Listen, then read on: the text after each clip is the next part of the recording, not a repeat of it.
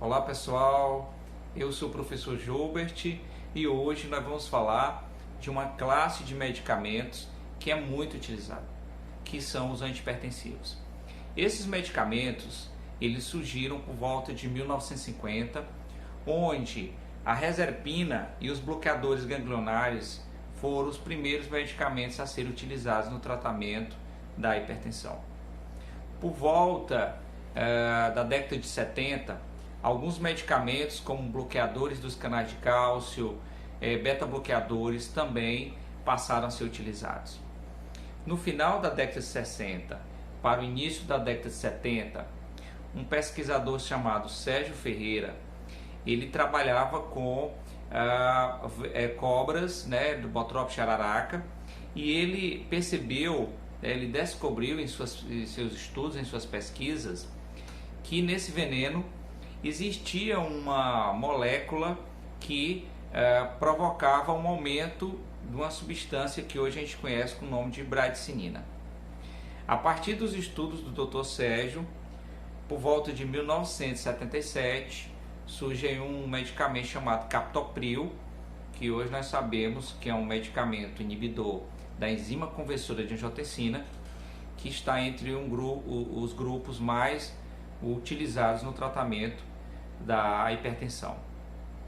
Bem pessoal, os antihipertensivos, a maioria deles, eles agem geralmente ou diminuindo a frequência cardíaca, consequentemente diminuindo o débito, diminuindo a pressão. Alguns agem a nível de vaso, provocando uma vasodilatação. E uma vez provocando essa vasodilatação, eles diminuem a resistência vascular periférica e acabam diminuindo a pressão.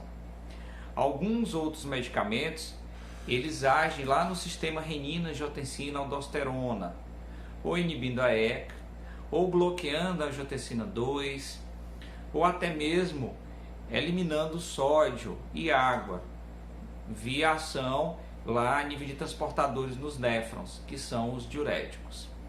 Bem, com base nisso, nós vamos falar de algumas classes de medicamentos, alguns mecanismos e alguns efeitos colaterais. Nós vamos começar a falar de medicamentos que são utilizados hoje ainda, que agem em nível do sistema nervoso central. Então nós vamos ter alguns medicamentos, como por exemplo a clonidina, que é uma medicação antihipertensiva que vai agir em receptores alfa-2 a nível do sistema nervoso central, mais precisamente no tronco cerebral. Esta medicação, uma vez agir nesse receptor alfa-2, ela acaba diminuindo a quantidade de noradrenalina que provocaria aí o aumento da pressão. Então essa clonidina, ela agindo em alfa-2, ela provocaria aí um mecanismo chamado de recaptação. Então essa recaptação, ela é estimulada por esse medicamento, que é a entrada desse neurotransmissor, no caso noradrenalina, que está na fenda, para dentro do neurônio. Da mesma forma, esta clonidina, ela inibe a liberação de mais noradrenalina pelo neurônio. Dessa forma, a pressão ela diminui. Essa clonidina, ela é uma medicação que, dentre os efeitos colaterais, os mais falados, estão aí depressão, esquecimento, sedação, nós vamos ter também a disfunção sexual. Caso o paciente pare bruscamente esta medicação, ele pode relatar crises hipertensivas abruptas. Então, uma medicação que deve ser retirada de forma gradual. Um outro medicamento que faz parte dos antihipertensivos de ação central é a metildopa. A metildopa ou alfa-metildopa é uma medicação que, quando o paciente faz uso, é uma medicação que vai entrar lá na síntese da noradrenalina. Então vamos entender aqui como que é essa síntese da noradrenalina. A noradrenalina, ela deriva de um aminoácido chamado tirosina. A tirosina, ela se converte, isso dentro do neurônio, essa tirosina vem de uma dieta, e essa tirosina ela é convertida em dopa. Esta dopa, ela depois se converte em dopamina. A enzima que converte a tirosina em dopa, ela é chamada tirosina hidroxilase. Então ocorre uma hidroxilação na tirosina e aí dá origem a essa dopa. Essa dopa, ela sofre um processo chamado de descarboxilização, que é a perda de uma carboxila, e vai dar uma origem aí a uma dopamina. O nome da enzima que faz esse processo é chamada de dopa descarboxilase.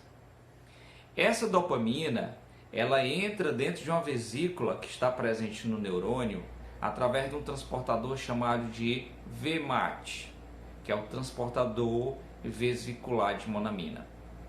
Esse VMAT, uma vez colocando essa dopamina dentro da vesícula, a dopamina ela se converte em noradrenalina a partir de uma enzima chamada dopamina beta-hidroxilase. Então essa enzima vai provocar uma hidroxilação no carbono beta dessa dopamina. E aí nós vamos ter a síntese da noradrenalina que está aí na vesícula.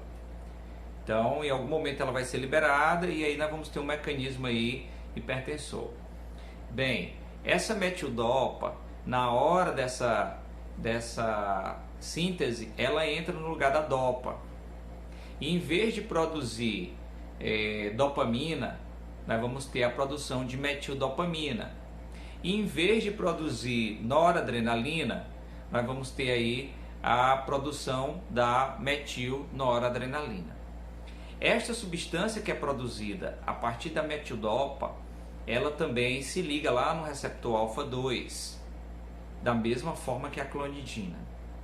E quando ela se liga nesse receptor alfa-2, nós vamos ter aí um estímulo da recaptação, diminuindo a quantidade de noradrenalina na fenda, e vamos ter também uma inibição da liberação de noradrenalina.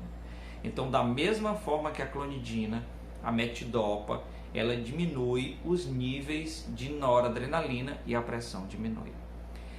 As reações da metildopa são bem semelhantes à clonidina.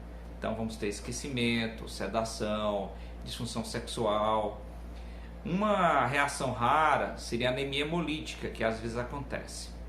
A metildopa, dentre os antihipertensivos, é uma medicação de escolha em pacientes que estão gestantes.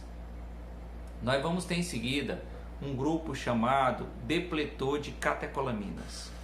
Esse grupo, eles vão inibir essa estocagem da noradrenalina, aí na vesícula, dentro do neurônio.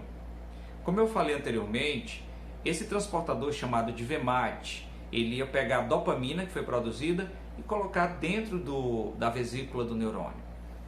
Quem é que vai fazer isso aí? Um transportador chamado de VMAT. A reserpina, por exemplo, que é um depletor de catecolamina, ela funciona exatamente dessa forma. Ela inibe esse transportador vesicular chamado de VMAT. Este VMAT, quando é inibido, esta dopamina não entra dentro da vesícula e, consequentemente, ela não se converte em noradrenalina. Então, uma vez tendo menos noradrenalina dentro da vesícula, menos noradrenalina vai ser liberada e a pressão tende a cair. Nós vamos ter uma classe de medicamentos chamados de bloqueadores ganglionares. Nós vamos ter um representante muito falado que é o trimetafan. Então é um medicamento que vai agir lá a nível de gânglio. Ele age lá no gânglio do simpático. Ele também vai impedir a liberação da noradrenalina.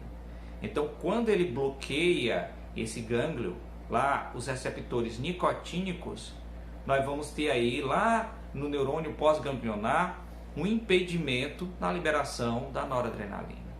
Uma vez impedindo essa liberação da noradrenalina, a pressão diminui.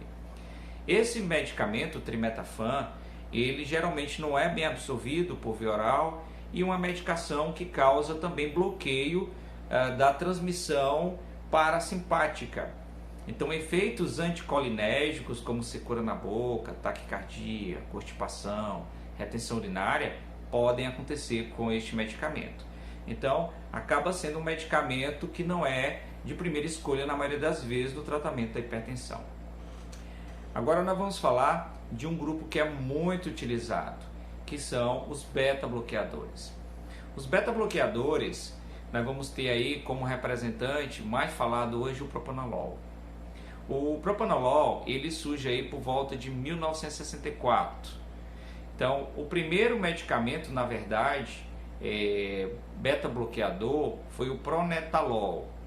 Só que era uma medicação muito carcinogênica e por conta disso eles acabaram tendo que procurar um novo medicamento e acaba surgindo aí o propranolol. O propranolol e o atenolol são os dois mais utilizados desse grupo. Mas nós vamos ter vários, carvedilol, labetalol, nebivolol, pindolol, são muitos medicamentos. Então, desde 1964 até hoje, muitos medicamentos foram produzidos. Este grupo de medicamentos, eles agem bloqueando os receptores beta-1 no coração e no rim.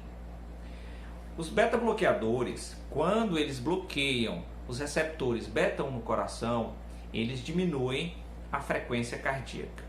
E quando ocorre a diminuição dessa frequência cardíaca, consequentemente, ocorre a diminuição do débito cardíaco.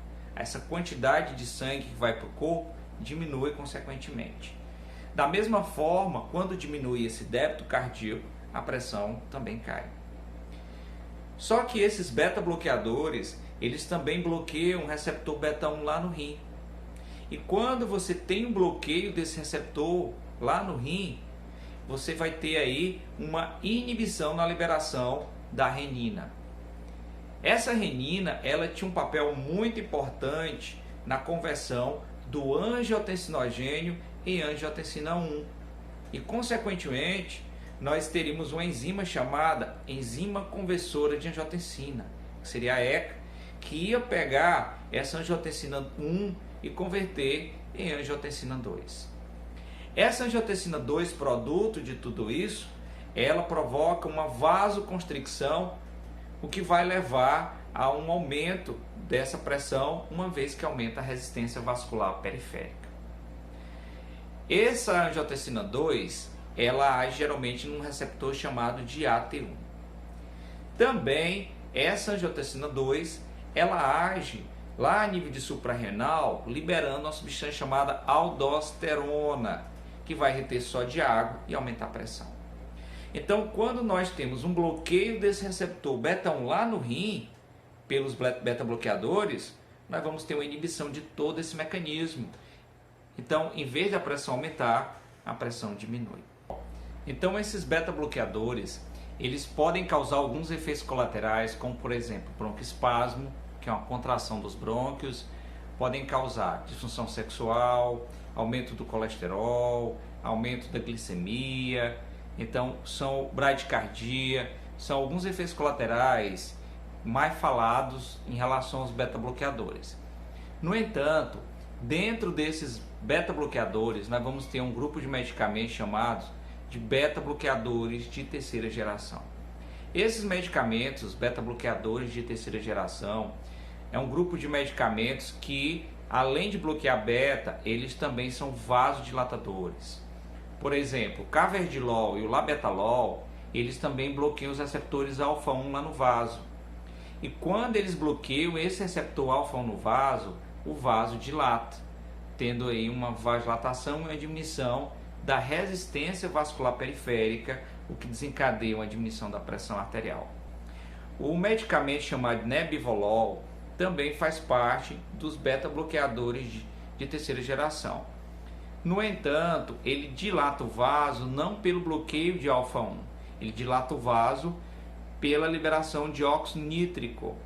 Outra classe de medicamentos bastante utilizada são os antagonistas dos canais de cálcio. Os antagonistas dos canais de cálcio, eles se dividem em 3 subclasses. Nós vamos ter as fenilquilaminas, sendo que temos como exemplo aí o verapamil. Nós vamos ter as benzotiazepinas, que tem como exemplo aí o diltiazem, e nós temos também aí as dihidropirimidinas, que temos como exemplo a nifedipina, lodipina, nimodipina, dentre outros. Esses antagonistas dos canais de cálcio, eles bloqueiam principalmente os canais de cálcio tipo L. Quando eles bloqueiam os canais de cálcio lá a nível de vaso, eles impedem que esse cálcio se ligue com a calmodulina e dessa forma não acontece a contração muscular. A musculatura ela relaxa e uma vez relaxando essa musculatura do vaso, o vaso dilata, a resistência vascular diminui e a pressão diminui também. Eles podem agir no coração, bloqueando também a entrada dos canais de cálcio, desencadeando aí um efeito cronotrópico negativo, inotrópico negativo, batimotrópico e dromotrópico também negativo. É importante frisar que as fenilquilaminas é o grupo que mais age a nível de coração. Já as dihidropirimidinas é o grupo que tem uma ação mais a nível vascular. Inclusive essas dihidropirimidinas, elas podem dilatar tanto o vaso que podem causar uma taquicardia reflexa.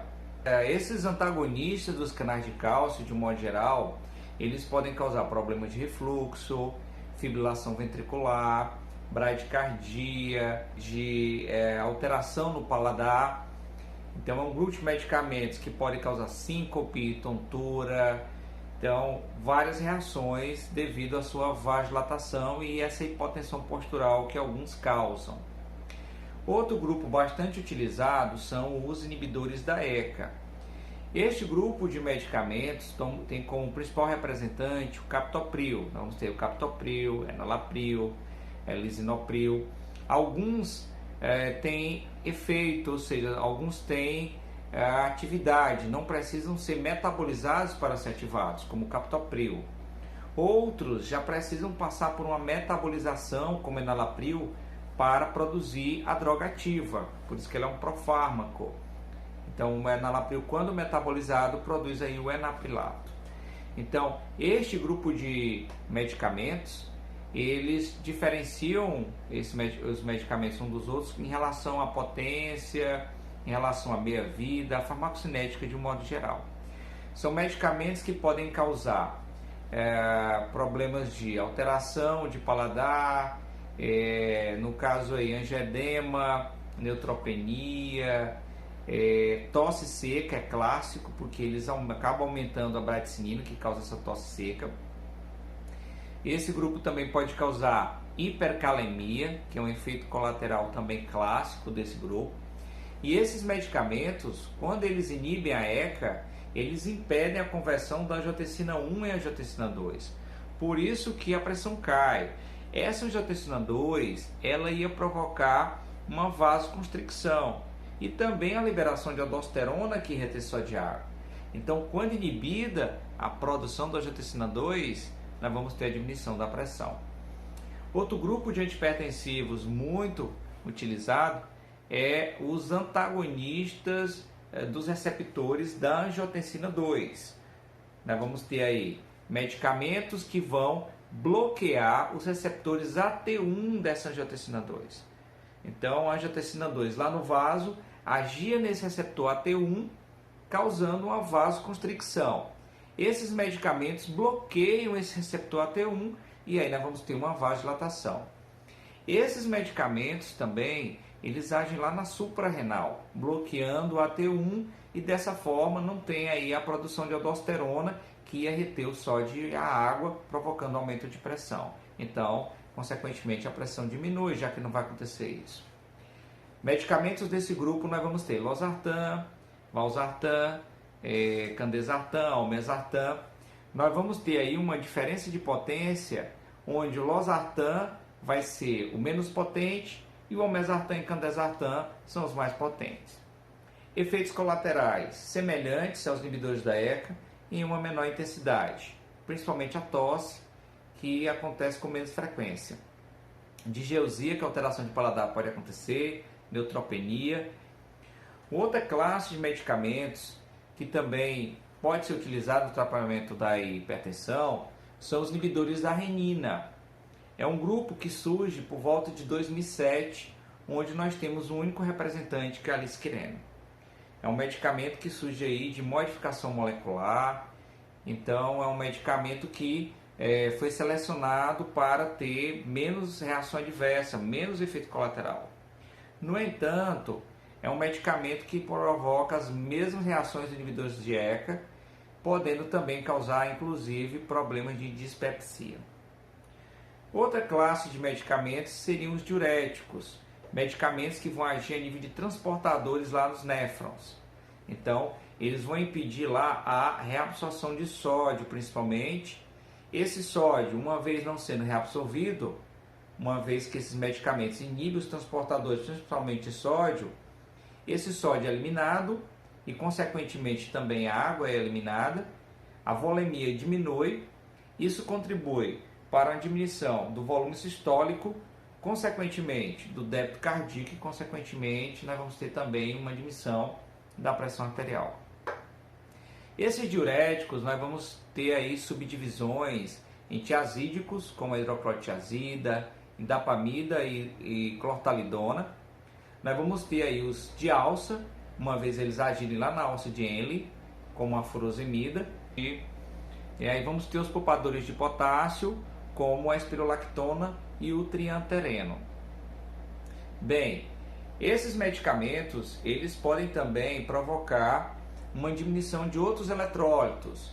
Por exemplo, os diuréticos de alça, eles podem diminuir magnésio, cálcio, potássio, além do sódio e cloro também. É um grupo de medicamentos que podem causar alterações eletrolíticas a ponto de causar uma arritmia. Os tiazídicos, eles não interferem tanto nos eletrólitos como os de alça. De um modo geral, eles podem alterar a glicemia, colesterol, sendo que pode acontecer um aumento do ácido úrico, principalmente com tiazídicos e os medicamentos de alça. Esses medicamentos diuréticos, eles às vezes são associados com inibidores de ECA ou outro grupo que age também no sistema renina. Além de ajudar na diminuição da pressão arterial, eles equilibram lá a hipercalemia desencadeada pelo inibidor de ECA. Então, o inibidor de ECA ocasiona um aumento desse potássio, que a gente chama de hipercalemia. Isso pode acontecer também com os antagonistas da angiotensina 2. E uma vez associando, nós temos aí um equilíbrio aí desse potássio a ponto de não provocar essa hipercalemia. Outro grupo de antihipertensivos são os vasodilatadores. Os medicamentos vasodilatadores, como o nome está falando, eles dilatam o vaso, provocando uma diminuição da resistência vascular periférica e, consequentemente, diminuir a pressão arterial. Neste grupo, nós temos aí medicamentos como nitroprusiato de sódio, que é bastante vasodilatador, age em artérias e age também em veias. Ele estimula a liberação do óxido nítrico e provoca essa vasodilatação.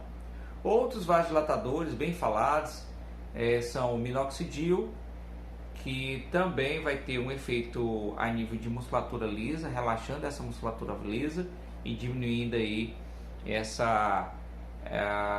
no caso aí a pressão arterial, uma vez que acontece uma vasodilatação. E nós temos também outros vasodilatadores que, de um modo geral, podem causar taquicardia reflexa, edema, tontura, perca dos sentidos. Às vezes acontecem essas reações, que são mais comuns. São medicamentos mais utilizados em casos de hipertensão mais severa.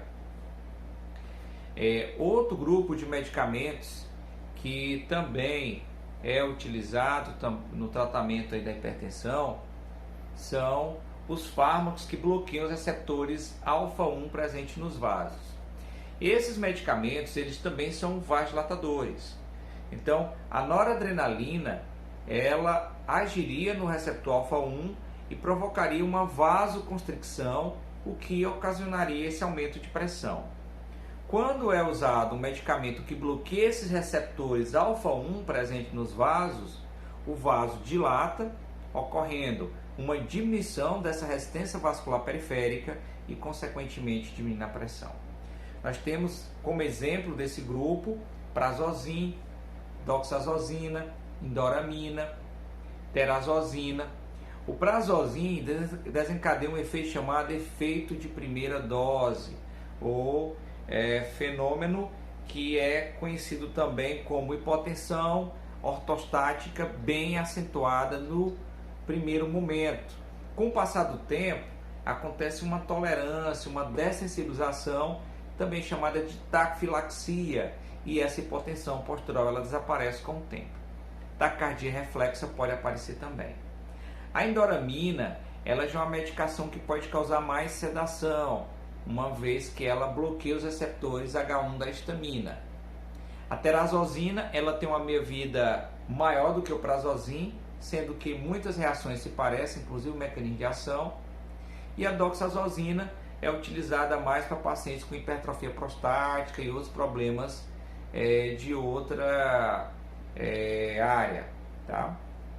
Bem, pessoal, então essa era a nossa aula sobre antihipertensivos. O objetivo dessa aula era passar uma noção geral desses antihipertensivos, e caso você queira que a gente detalhe mais sobre esse assunto, coloque aqui embaixo, faça um comentário e deixe seu like, e a gente vai detalhar um pouco mais essa aula de antihipertensivos. Pois, pessoal, um abraço, até a próxima.